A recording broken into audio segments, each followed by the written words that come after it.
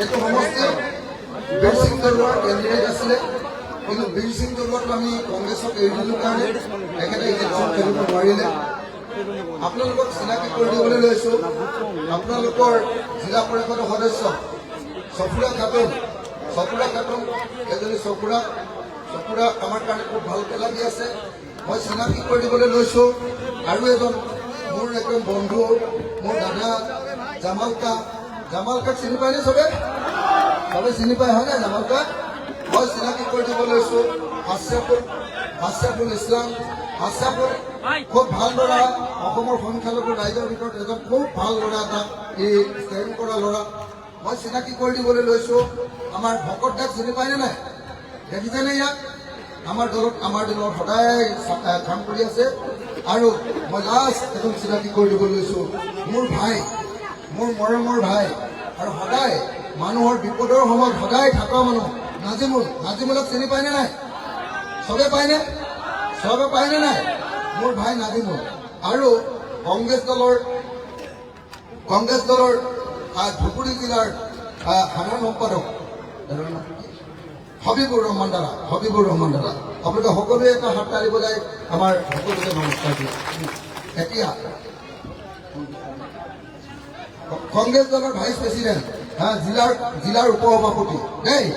কংগ্ৰেছ আমাৰ লগত যে আছে, জিলাৰ জেনেৰেল ছেক্ৰেটাৰীৰ লগত আছে, ভাইচ প্ৰেচিডেণ্টৰ লগত আছে। গোটেই কংগ্ৰেছ আৰু ৰাইজৰ দলে মিলি আমি ইলেকশ্যনটো খেলিছোঁ।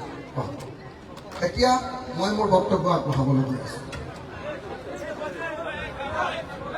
অলপ শান্তি দিব ভালকে। পিছফালৰ চিটখিনিত বহি দিয়ক না, বহি দিয়ক। এইটো দাদাৰ পেজত গৈ আছে। বসেন কয় নে বসো কয়? বসেন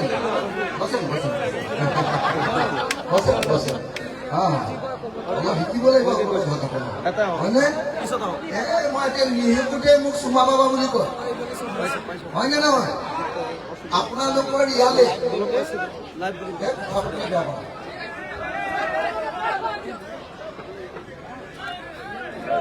প্লিজ বহি দিয়া না, চবে বহি দিয়া না, ভালকে লাগিব তেতিয়া। হাল্লা নকৰে তেতিয়া। বহা না বহি দিব পাৰিম। সাংবাদিকৰ বাহিৰে আপুনি বহি দিয়ক না, বহি দিয়ক। অকল সাংবাদিক থাকিব নালাগে।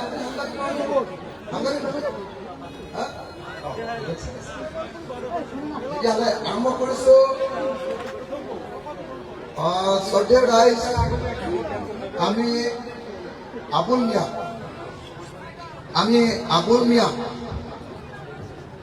আবুল মিয়া এইবাৰ ইলেকশ্যনত উঠাইছোঁ। তেওঁ কংগ্ৰেছ দল 38 বছৰ কৰিছিলে আৰু জিলা কংগ্ৰেছৰ জেনেৰেল ছেক্ৰেটাৰী আছিলে।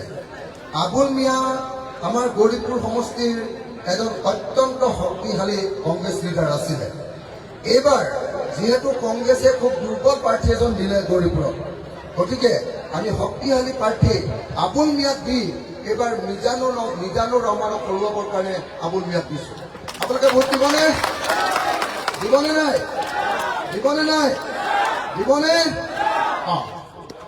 এতিয়া ইয়ালে বিলাসীপাৰা যোৱাবাৰ উচ্ছেদ হওঁতে আহিছিলোঁ, মনত আছেনে নাই? এভিকশ্যন কৰোঁতে মই আহিছিলোঁ, মনত আছেনে নাই? মই আহোঁতে আপোনালোকৰ ইয়াত এগৰাকী বহুত বয়সীয়া মহিলা, এগৰাকী বহুত বয়সীয়া তিৰি, মোৰ মাতকে ডাঙৰ এগৰাকী মহিলাই আহি কান্দি বাপা মোৰ ঘৰটো ভাঙি দিলে বুলি মোক সাৱটি ধৰিছিলে। সাৱটি ধৰোঁতে মই মোৰ মাৰ সমান বয়সৰ মহিলাগৰাকীক এনেকে মই ধৰি তেখেতক কপালতে এটা চুমা খাইছোঁ।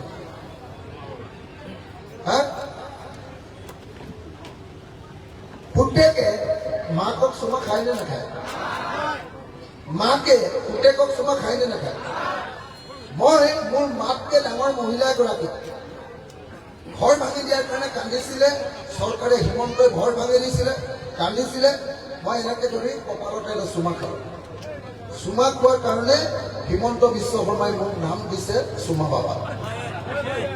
জানেনে আপোনালোকে? জানেনে নাই? মোক কৈছে বোলে তই চুমা বাবা, তই বোলে মিয়া মানুহক চুমা খাও। মোক কৈছে বোলে তই মিয়া মানুহৰ লগত চুমা খাও, মিয়া মহিলাক চুমা খাইছ, তোৰ নাম চুমা বাবা। কিন্তু এইকেইদিন মই দেখি আছো হিমন্ত বিশ্ব শৰ্মাই য'তে ত'তে আমাৰ অসমীয়া জীয়ৰী আৰু বোৱাৰীবিলাকক য'তে ত'তে চুমা খাই আছে। হয়নে নহয় দাদা? হয়নে নহয়? হয়নে নহয়? তাৰমানে হিমন্ত বিশ্ব শৰ্মাই গাভৰু ছোৱালী বা বোৱাৰী মানুহক চুমা খালেও একো নহয়। কিন্তু মই যদি মোৰ মাতকে ডাঙৰ মহিলাগৰাকী বিপদত পৰোঁতে যদি মাত দিওঁ আৰু এটা চুমা খাওঁ, তেতিয়াহ'লে মহাভাৰতখন অশুদ্ধ হৈ যায়। হয়নে? তাৰমানে এইটো কি? এইটো হ'ল অসমৰ মুছলমান মহিলাৰ প্ৰতি হিমন্তৰ বিদ্বেষ। অসমৰ মুছলমান মহিলাবিলাকক মানে কোনো আমাৰ নিচিনা হিন্দু মানুহে কেতিয়াও সন্মান কৰিব নালাগে, এই কথাটো হিমন্তই ক'ব। হয়নে? হয়নে নহয়? এইকেইদিন হিমন্তই কি কৈ আছে? হিমন্ত বিশ্ব শৰ্মাই কৈছে বোলে যোৱা 5 বছৰত মই মুছলমান মিয়া মানুহক এডাল এডালকে বুকুৰ কামিহাৰ ভাঙি দিছো। কৈছেনে? কৈছে বোলে এইবাৰ যদি মই আকৌ হাকনলৈ আহো, তেতিয়াহ'লে এইবাৰ মিয়া মানুহবিলাকক, মুছলমান মানুহবিলাকক একদম মেইন ৰাজহাড়ডালতে ভাঙি দিম। কৈছেনে?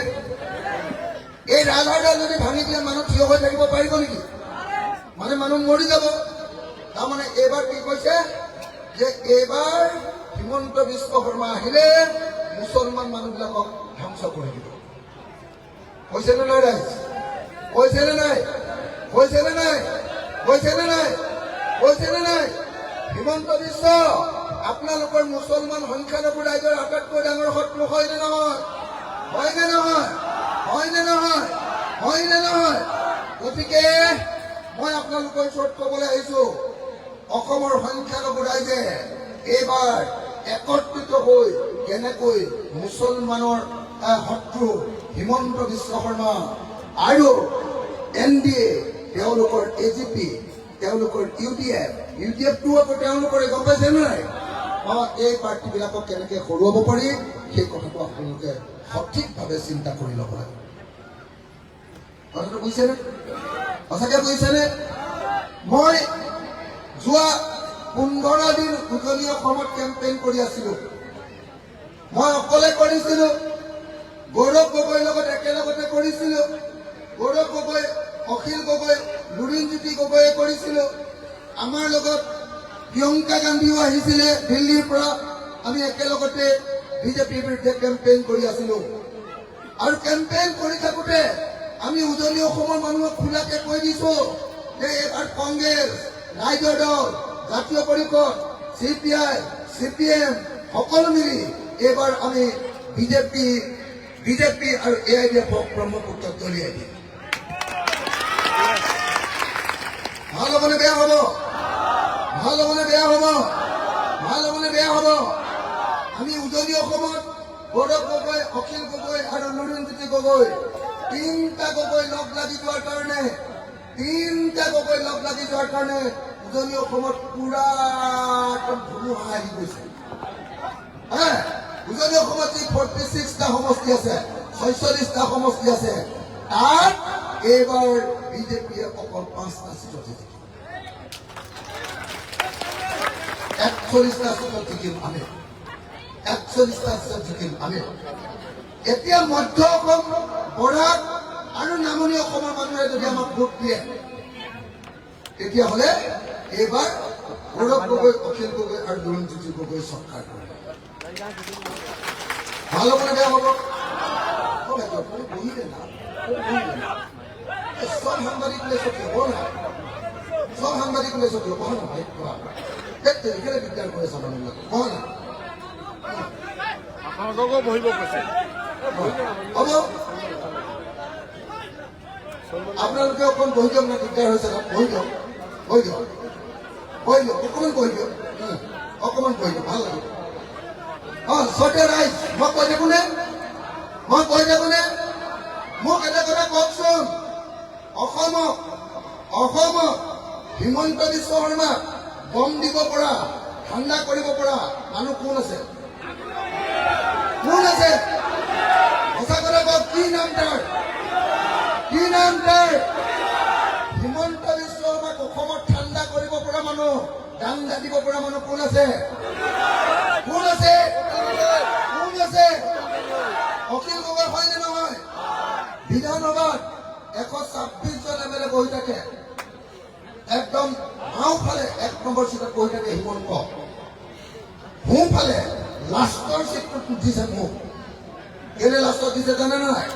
কাৰণ মই যে হাল্লা কৰো, পুলিচে মোক ফটকে ধৰি চুচুৰাই লৈ যায়, বুজিছে নাই? কিন্তু লাষ্টৰ চিটত বহি থাকিও ময়ে হলো কেইজন মানুহ যি হিমন্ত বিশ্বৰ বুকুখন কঁপাই দিব পাৰো। হয়নে নহয়? হয়নে নহয়? হয়নে নহয়?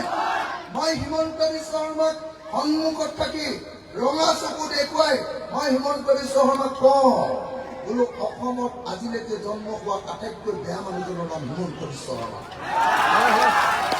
মই এনেকে ক'ব পাৰো। আপোনালোকে শুনিছেনে নাই? সঁচাকে শুনেনে নাই? সঁচাকে শুনেনে নাই? শুনেনে নাই?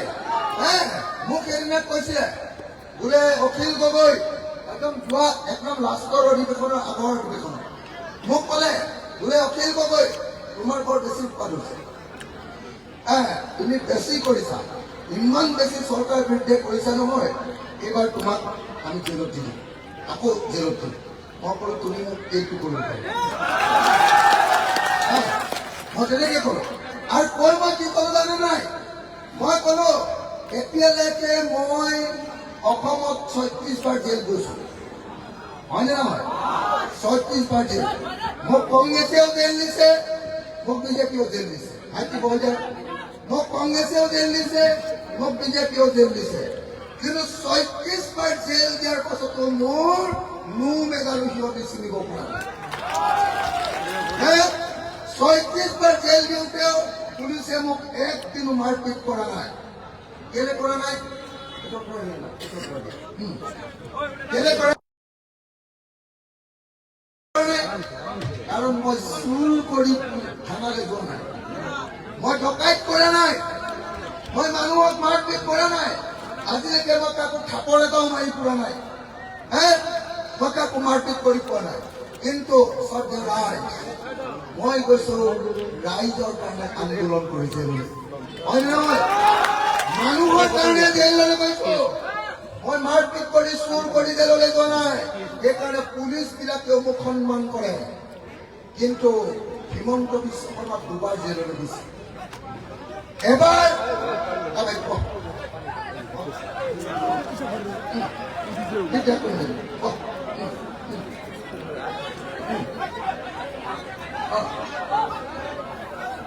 কৈ আছো, হিমন্ত বিশ্ব শৰ্মা 2 বাৰ জেললৈ গৈছে। হিমন্ত বিশ্ব শৰ্মা 2 বাৰ জেললৈ গৈছে।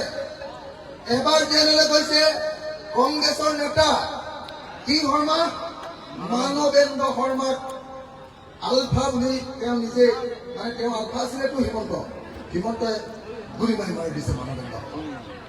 সেইকাৰণে তেওঁ জেল গ'ল এবাৰ।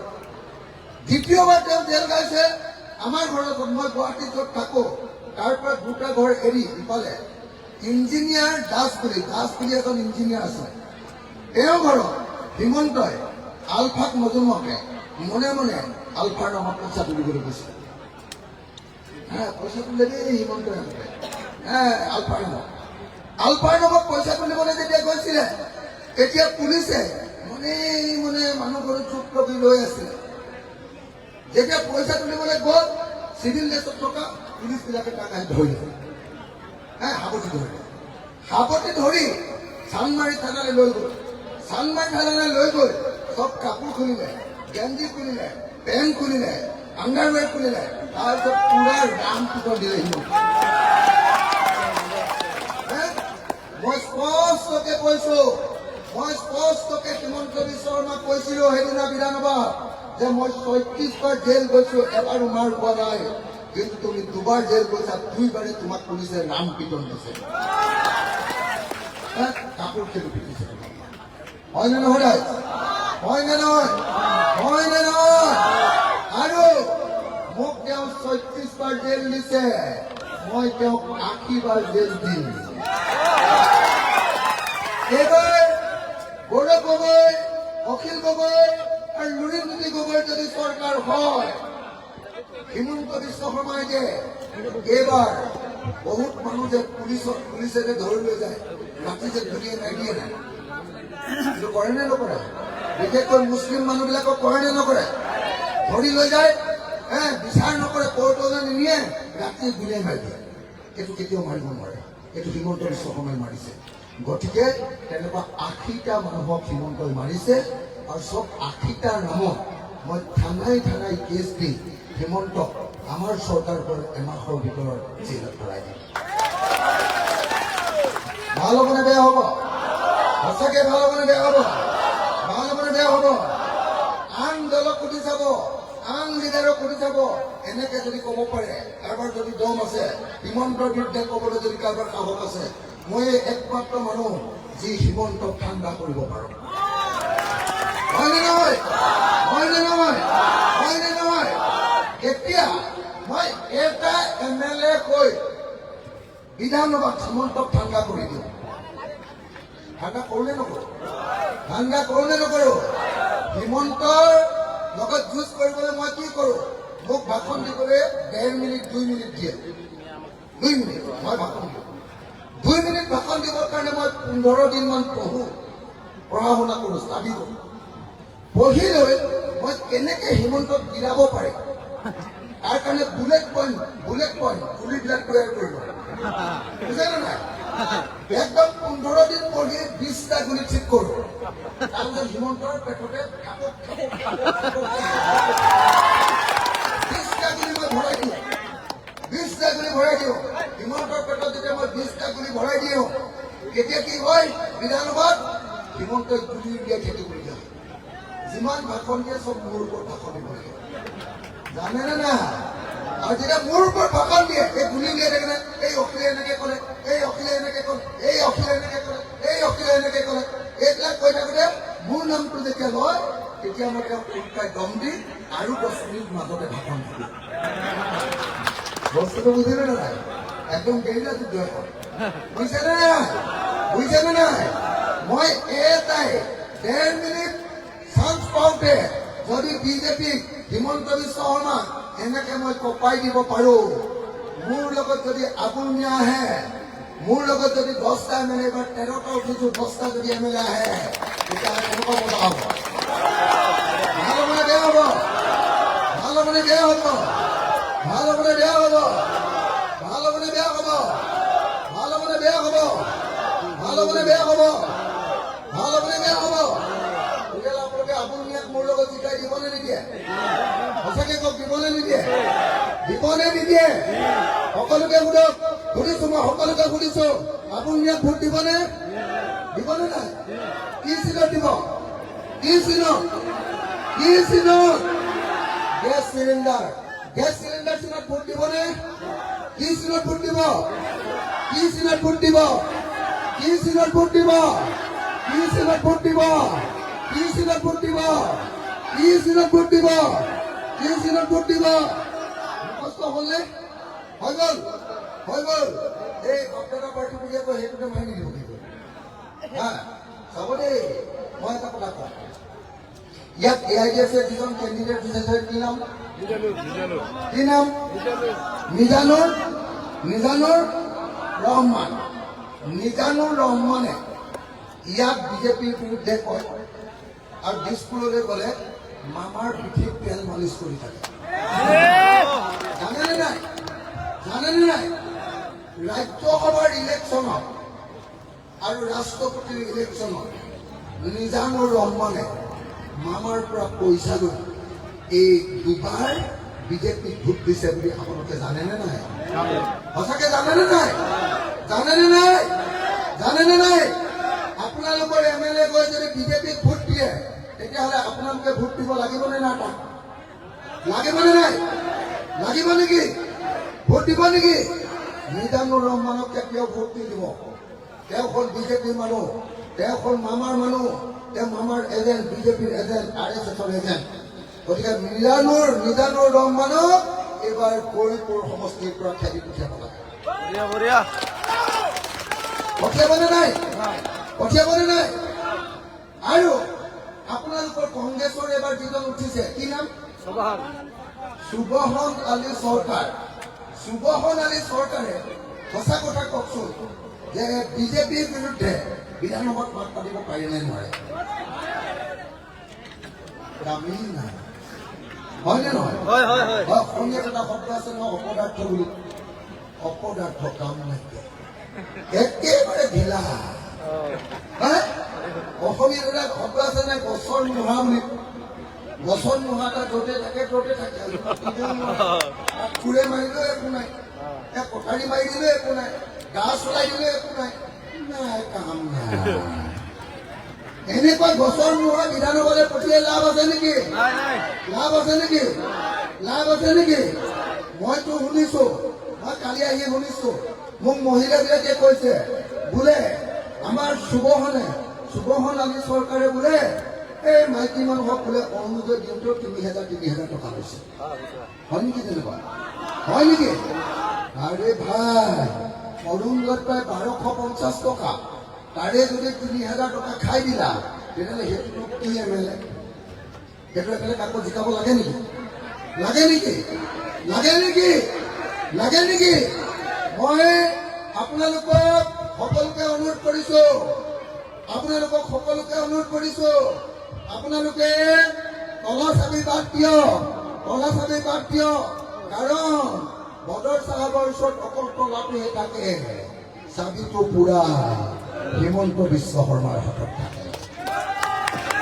হয়নে নহয়? গতিকে এয়া গেপক ভোট দি লাভ নাই। দ্বিতীয়তে, কংগ্ৰেছৰ এইবাৰ ২৯জন MLA আছিলে বিধানসভাত। মোক কওকচোন যে কংগ্ৰেছে হিমন্তৰ বিৰুদ্ধে বেছিকে যুঁজিলে নে অকলে থকা অখিল গগৈ বেছিকে যুঁজিলে? কোনে বেছিকে যুঁজিলে? কোনে যুঁজিলে? আপোনালোকৰ মানুহবিলাকৰ যেতিয়া সংখ্যালঘু মানুহবিলাকৰ ঘৰবিলাক যেতিয়া বিজেপিয়ে ভাঙিছিলে, তেতিয়া মানুহবিলাকৰ ওচৰত আহি কোন থিয় হৈছিলে? থিয় হোৱা মানুহটো আমাৰ কৃষক মুক্তি সংগ্ৰাম সমিতিৰ নাজিমুল হয়নে নহয়? নাজিমুলৰ লগত থকা মানুহটো মই হয়নে নহয়? নাজিমুল, মই, আমি গৈ গোটেই দুখীয়া মানুহবিলাকক বিপদত সহায় কৰিছো, আন্দোলন কৰিছো, কুচেত বন্ধ কৰিছো, হুলস্থুল লগাইছো, ডিচিক দাম দিছো, ডিচিক খাদ্য দিবলৈ বাধ্য কৰিছো, কেম্প দিবলৈ বাধ্য কৰিছো, যিমান কাম কৰিছো আমি কৃষক মুক্তি সংগ্ৰাম সমিতি আৰু ৰাইজৰ কাম কৰিছো। হয়নে নহয়? মই মিছা কথা কৈছো নেকি? আপোনালোকৰ বিপদৰ বন্ধু কোন? বিপদৰ বন্ধু ৰাইজৰ দল, হয়নে নহয়? গতিকে মোৰ এটাই অনুৰোধ, আপোনালোকৰ কাৰণে মই সদায় কাম কৰো। এইবাৰ মাত্ৰ এটা ভোট, প্ৰথমবাৰৰ কাৰণে বিচাৰিছো, মাত্ৰ এটা ভোট আপোনালোকে মোৰ কাৰণে দিয়ক।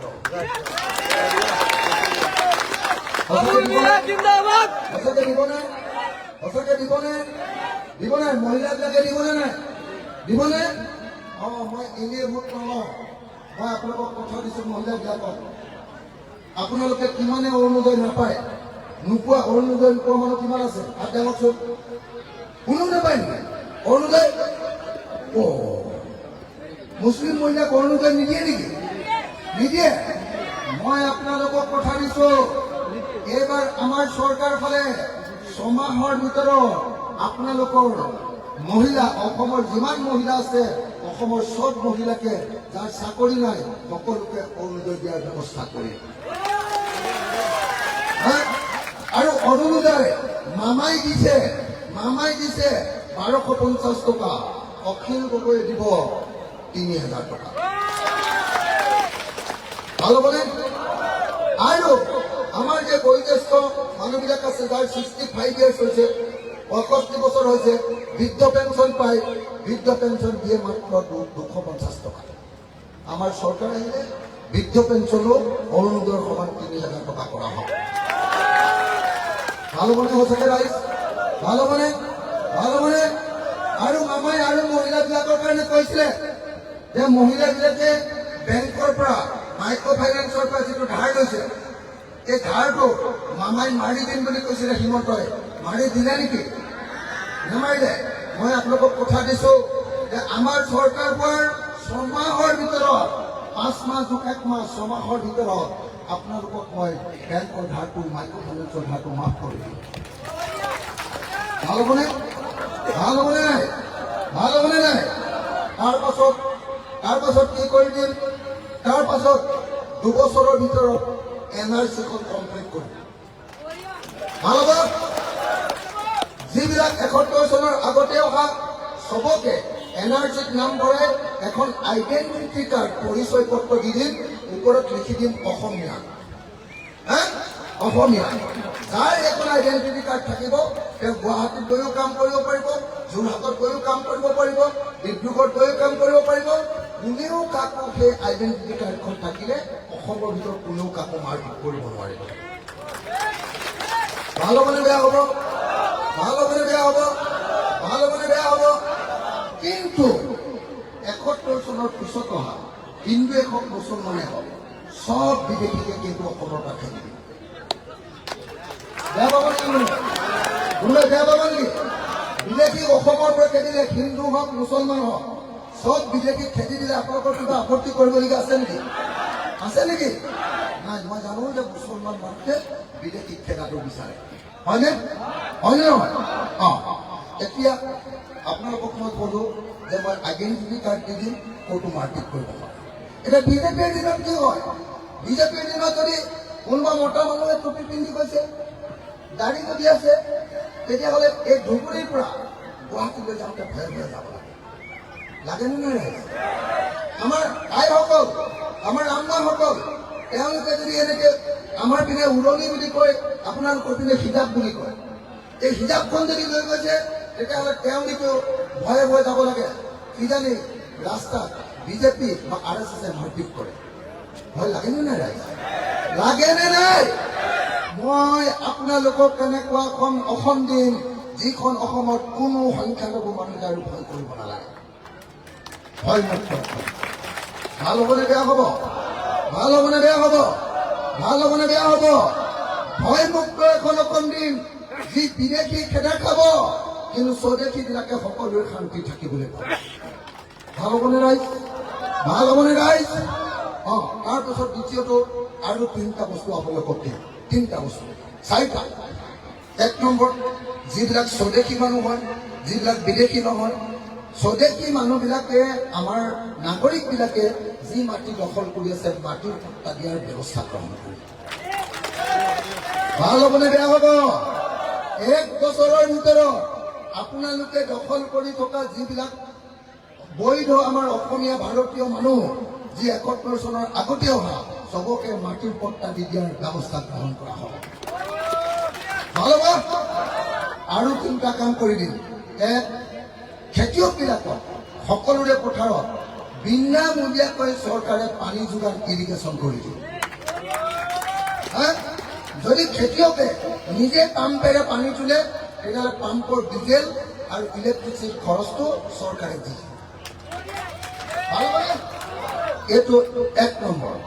2, সেই 1ৰ 2টো হ'ল যে এখন গাঁৱত চৰকাৰৰ পিনৰ পৰা 5খন ডাঙৰ ট্ৰেক্টৰ ফ্ৰীকে দিয়া হ'ব খেতি কৰিবলৈ। 3, এখন গাঁৱত যিবিলাক খেতিয়কে খেতি কৰে, তেওঁলোকক সাৰ, ৰাসায়নিক সাৰ বুলি কয় ন আপোনালোকে? সাৰ বুলি কয়, হয়নে? সাৰ বুলি কয় সাৰ, মেনিউৰ, তাৰমানে কি? DAP, ইউৰিয়া, হয়নে? NPK, এইবিলাকক আপোনালোকক মই আধা দামত দিয়াৰ ব্যৱস্থা গ্ৰহণ কৰিম। ভাল হ'বনে? আৰু আপোনালোকে যদি ভালকে খেতি কৰে, 3বাৰ নিজৰ পথাৰত যদি খেতি কৰে, সেই পথাৰৰ মাটিৰ খাজনাটো ফ্ৰী কৰি দিম। ভাল হ'বনে বেয়া হ'ব? খেতিয়কবিলাকক ধনী কৰিলেহে অসম ধনী হ'ব, হয়নে নহয়? সেইটো হ'ল প্ৰথম কথা। 2, যদি আপোনালোকে মোক কওকচোন, আজিকালি হিমন্ত বিশ্ব শৰ্মাৰ দিনত অসমৰ গাঁৱৰ ল'ৰাবিলাকে কি কাম আটাইতকৈ বেছিকে কৰে? ইনকাম কৰিবলৈ কি কাম আটাইতকৈ বেছিকে কৰে? মিস্ত্ৰীৰ লগত যোগালী হয়নে নহয়? হয়নে নহয়? নহ'লে বা বেংগলোৰ চেন্নাইত গৈ চিকিউৰিটি গাৰ্ড হয়নে নহয়? মই আপোনালোকক কথা দিছো, আমাৰ চৰকাৰ অহাৰ পাছত এখন গাঁৱত এটা ইণ্ডাষ্ট্ৰী, এখন গাঁৱত এটা উদ্যোগ, এখন গাঁৱত এটা কাৰখানা খুলিম আৰু সেই কাৰখানাটোত গাঁওখনৰ 100 পৰা 200 মানুহক আমি চাকৰি দিম। এদিনত 1000 টকা দৰমহা পাব এজন মানুহে, এমাহত 30,000 টকা দৰমহা পাব, আৰু এনেকৈ মই নিবনুৱা সমস্যাৰ সমাধান কৰিম। ভাল হ'ব। আৰু 3 নম্বৰ যিটো কাম কৰিম, আপোনালোক যিবিলাক মানুহে যোগালী কৰিবলৈ যায়, মিস্ত্ৰী ৰাজমিস্ত্ৰীৰ লগত যায়, সেই ল'ৰাবিলাকক মই প্ৰথমতে 3 মাহ চৰকাৰৰ পৰা ট্ৰেইনিং দি দিম কেনেকৈ ভাল ৰাজমিস্ত্ৰী হ'ব পাৰে। ভাল হ'বনে নাই? তাৰ পাছত সিহঁতক মই এটা আইডেণ্টিটি কাৰ্ড দি দিম ইয়াৰ ডিঙিত, যে ছাৰ এইটো চৰকাৰে শিকাই দিয়া ভাল ৰাজমিস্ত্ৰী। তেতিয়া সি দৰমহা বেছিকে পাব, হয়নে? তেতিয়া সি পইচা বেছিকে পাব, বুজিছেনে নাই? তাৰ পাছত যিবিলাক ল'ৰা চিকিউৰিটি গাৰ্ড কৰিবলৈ বেংগলোৰলৈ যাব, সিহঁতক মই পুলিচৰ ট্ৰেইনিং বিনামূলীয়াকৈ দি দিম। ভাল হ'ব। পুলিচৰ ট্ৰেইনিং দি দিলে এতিয়া ট্ৰেইনিং নোলোৱাকৈ গ'লে 18,000 টকা দৰমহা পায়। মই ট্ৰেইনিং দি দিম, লাইচেন্স দি দিম, আইডেণ্টিটি কাৰ্ড দি দিম, আৰু সেইখন চৰকাৰৰ লগত যেতিয়া আমাৰ চৰকাৰে কথা পাতি দিম, তেতিয়া দৰমহা পাব 50,000 টকা। ভাল হ'ব। আমাৰ মহিলাবিলাক যিবিলাকে আনৰ ঘৰত কাম কৰে, আমি বাই বুলি কওঁ, আনৰ ঘৰত যে ভৰা মোচা কৰে, আনৰ ঘৰত যে ভাত ৰান্ধে, সেইবিলাকক বাই বুলি কয়নে নাই? যিবিলাক বাই আছে, সেই বাইবিলাক যিবিলাক আছে নহয়, সেই বাইবিলাককো মই 3 মাহৰ ট্ৰেইনিং দি দিম। আজিকালি কেনেকৈ ধুনীয়াকৈ ঘৰৰ মেচিনেৰে চাফা কৰে, তাৰ পাছত কেনেকৈ মাটন ৰান্ধে, ছাগলী মাংস কেনেকৈ ৰান্ধে, মুৰ্গী মাংস কেনেকৈ ৰান্ধে, মাছ কেনেকৈ ৰান্ধে, ধনী মানুহে কেনেকৈ ৰান্ধি খায়, তাৰো ট্ৰেইনিং দি আইডেণ্টিটি কাৰ্ড দি দিম যে এই মানুহজনী আমাৰ ট্ৰেইনিং দিয়া, ধুনীয়া ৰান্ধে, লগতে এযোৰ ড্ৰেছ দি দিম। আগতে যদি কাম কৰিবলৈ গ'লে 3,000 টকা মাহেকত পায়, এতিয়া 10,000 টকা দৰমহা পাব। আৰু মহিলাবিলাক, ছোৱালীবিলাক আৰু বোৱাৰী মানুহবিলাকক কি দিম জানে? চবকে নাৰ্ছৰ ট্ৰেইনিং দিম। নাৰ্ছৰ ইংৰাজী ক'ব পৰা নাৰ্ছবিলাকক জাপানলৈ পঠিয়াই দিম। এবছৰত 1 কোটি টকা দৰমহা পাব তাত। আৰু যিবিলাকে হিন্দী ক'ব পাৰিব, সিহঁতক দিল্লী, মুম্বাই নাৰ্ছ কৰিবলৈ পঠিয়াই দিম, চৰকাৰৰ পৰা পঠিয়াম। আৰু যিবিলাকে অকল অসমীয়াহে ক'ব পাৰে, ইয়াতহে ক'ব পাৰে, সিহঁতক অসমতে নাৰ্ছৰ চাকৰি দিম। ভাল হ'ব। মই আপোনালোকৰ সন্মুখত অসমত কেনেকৈ অসমখন বদলাব লাগিব চব কওঁ। হিন্দু মুছলমানৰ কাজিয়া কৰিলে নহ'ব। আমি হিন্দু মুছলমান সদায় একেলগে থাকিব লাগিব। মই হিন্দু হৈও আপোনালোকৰ মুছলমানৰ লগত আছো, আপোনালোক মুছলমান হৈ মোৰ হিন্দুৰ লগত থাকিব লাগিব। থাকিবনে নাই? থাকিবনে নাই? থাকিবনে নাই? থাকিবনে নাই? আমি হিন্দু মুছলমানে লগ লাগি হিমন্ত বিশ্ব শৰ্মা আৰু বদৰুদ্দিন আজমলক এখন চকীত বহাম। প্ৰথমতে হিমন্ত বিশ্বক বহাম, তাৰ ওপৰত বদৰুদ্দিন আজমলক বহাই দিম। বহাই দিলে মানে বদৰুদ্দিন আজমলক বহাই দিলে শকত মানুহ নহয়, হিমন্ত ঠাণ্ডা হৈ যাব। তাৰপিছত এনেকে গামোচাৰে বান্ধি দুটাকে চকী, হয়নে? বান্ধি এইফালে মুছলমান, এইফালে হিন্দু, এনেকে ধৰিম। Hello Orissa, hello Orissa, hello Orissa কৰি ব্ৰহ্মপুত্ৰলৈ দলি বান্ধিম। ভাল হ'বনে? আৰু কম যে হিন্দুৰ চৰ্দাৰ হিমন্ত আৰু মুছলমানৰ চৰ্দাৰ মৌলানা বদৰুদ্দিন আজমল, তোমালোক দুটা অসমত থাকিব নালাগে, বাংলাদেশলৈ যোৱা, তাতে ইলেকশ্যন খেলাগে যোৱা। ভাল হ'বনে? ভাল হ'বনে নাই? ভাল হ'বনে নাই? মই শেষত আকৌ মোৰ দাদা, আমাৰ মৰমৰ কংগ্ৰেছ দলৰ প্ৰাক্তন সদস্য, কংগ্ৰেছ দলৰ 38 বছৰ কংগ্ৰেছ দল কৰি আহিছে, এতিয়া গোটেই কংগ্ৰেছী মানুহবিলাকে তেওঁক সহায় কৰিছে, আমাৰ আবুল মিয়া, আকৌ এবাৰ আপোনালোকক ভোট দিবৰ কাৰণে অনুৰোধ কৰিছো। মই আৰু আবুল মিয়াই এতিয়া আপোনালোকৰ সন্মুখত এনেকে মূৰটো তললে কৰি দিম। তাৰমানে কি, মই এনেকে তললে কৰি দিম আৰু তেখেতে তললে কৰি দিব, আপোনালোকে হাত তালি বনাই দোৱা কৰিব দেই। মই এতিয়া তেখেতক কেতিয়াও যাতে MLA কৈ যাতে বেছি উৎপাত নকৰে, MLA কৈ যাতে মানুহৰ কাম কৰে, 2 নম্বৰী যাতে নকৰে, মানুহ গালে যাতে মৰম কৰে, তাৰ কাৰণে এতিয়া আমি দুইজনে এতিয়া গতিকে একেলগতে আপোনালোকৰ সন্মুখত মূৰ তললৈ কৰিম, মূৰ ধুৱাম আৰু আপোনালোকে হাত তালি বজাই সকলোৱে আমাক আশীৰ্বাদ দিব, দোৱা কৰিব।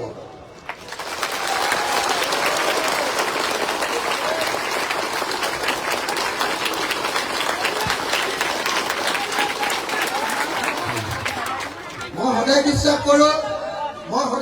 কৰোঁ MLA জন কেতিয়া ডাঙৰ নহয়, আচল ডাঙৰ শক্তিটো হ'ল মানুহ, ৰাইজ, হয়নে?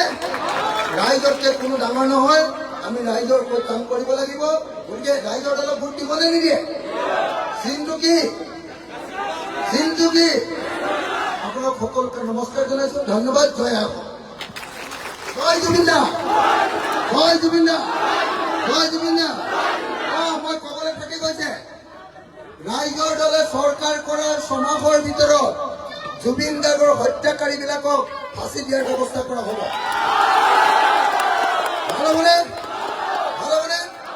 সকলোৱে থিয় হৈ দিয়ক। আমি জয় জুবিন দা কম, সকলোৱে থিয় হৈ দিয়ক। জয় জুবিন দা, জয় জুবিন দা, জয় জুবিন দা। জুবিন দাৰ হত্যাকাৰীসকলক ফাঁচি দিয়ক। জুবিন দাক ন্যায় দিব লাগিবই। জুবিন দাক ন্যায় দিব লাগিবই। জুবিন দাক ন্যায় দিব লাগিবই। জয় জুবিন দা, জয় জুবিন দা, জয় জুবিন